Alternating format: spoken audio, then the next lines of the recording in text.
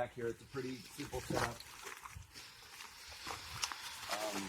2 panels. So I don't know if you want to catch this label real quick. See if we can get a close-up on that label. Get some geeky tech stuff. And those are running. And then these are wire. I forget if they call them series or parallel, but either way, I'm keeping the volts, doubling the amps. And then that is going into the house. So we're going to go down into the basement and check out what's happening down in the basement, where the power is going. So head this way. It's actually cutting. All right, we are down in the basement. Here's the setup down here. I have 2 19 gallon tanks. And this really kind of gets us by. We're doing okay. We're doing okay on a 19-gallon tank. And so now I bought another tank that I converted to DC with that, just by putting that DC element in there, that can run straight off the solar panels. So this is going to be the first tank that I converted to DC. My main supply of cold water is about 45 degrees in the winter anyway. And that runs right here down into my hot water tank.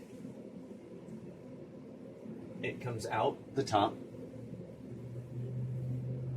down, and it feeds my second hot water tank. This is hooked up to conventional AC electricity. It is a 2,000 watt element, and it runs off 120. So it's not a 240. I only have one element in here, and because it's small, it doesn't need 220, just 110 or 120.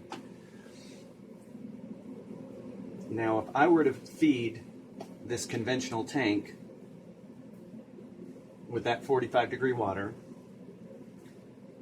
that conventional electricity would be on and have to crank the heat from 45 degrees to 120 or whatever I have it set at. But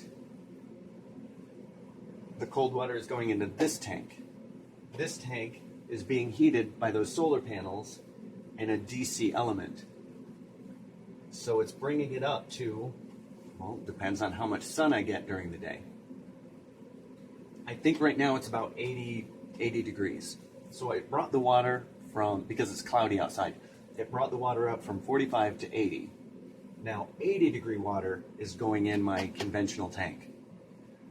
So to go from 80 degrees to say 120,